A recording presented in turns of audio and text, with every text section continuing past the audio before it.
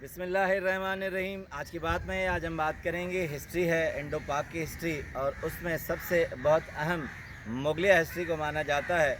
चाहूँगा एक खूबसूरत बात आपसे शेयर करूं जिसमें power, importance of words power की है कि अल्फाज की अहमियत कितनी होती है, उसका पावर कितना है, ताकत कितनी होती है अल्फाज में। और अकबर बादशाह जो कहते हैं मुगलिया दौर के सबसे मजबूत तरीन बादशाह थे, और सारी मुग़ल सल्तनत में कहते हैं अकबर आज़म थे, और उनकी सल्तनत में जितने भी काम हुए वो किसी भी दौर में नहीं हुए।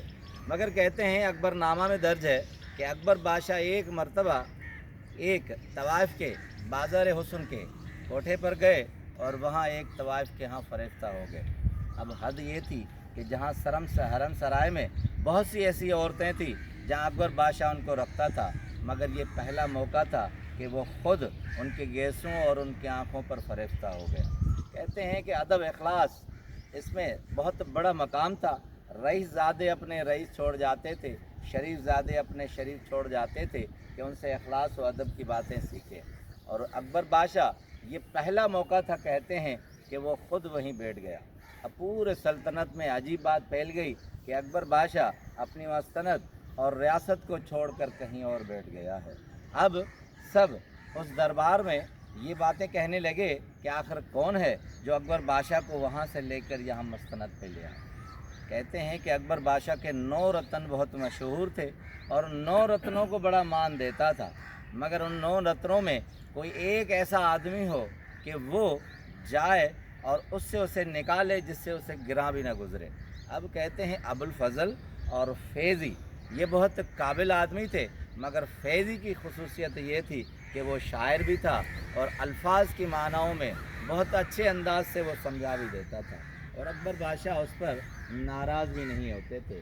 अगर कहते हैं कि 9 रतन में बीरबल और दूसरे मुल्ला दो प्याजा और मानसिंह जैसे भी आदमी थे, मगर एक फैज़ी ऐसा आदमी था कि जो भी अल्फाज कहता था अकबर बादशाह सह लिया करता था। अब सब 9 रत्नों में ये बात तय पाई कि फैज़ी वहाँ जाएंगे और फैज़ी उनको मना कर ले आएंगे।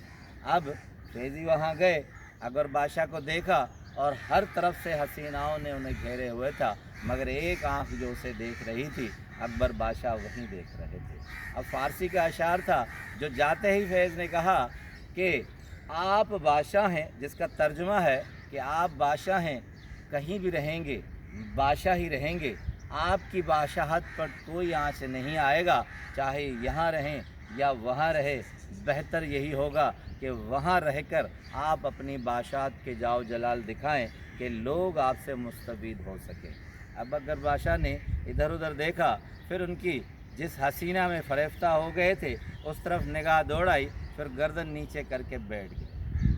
फिर दूसरा जो शेर उन्होंने पढ़ा फैज़ी ने उसने पढ़ा कि एक तोता आग के डोडे पर बैठ गया, जिसे अक कहते हैं, और वो समझ रहा था कि ये आम की टहनी है, और उसे जब चोंच मारी तो उससे जो दूध निकला वो समझा कि आम का रस है, मगर लस्सी दूध का नेमुल बदल नहीं हो सकती। इसलिए आप ये समझ जाएं कि जहाँ आप बैठे हैं वो एक आपका दूध है, वो असल दूध नहीं है।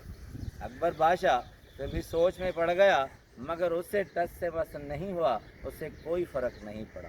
अब आखिरी शेर कहते हैं अकबरनामा में कि ऐसा था जो फैज़ी ने पढ़ा कि अकबर बादशाह उस पर बिदक गया और उससे वो शऊर आ गया जिस लाशऊरी में वो वहाँ बैठा था।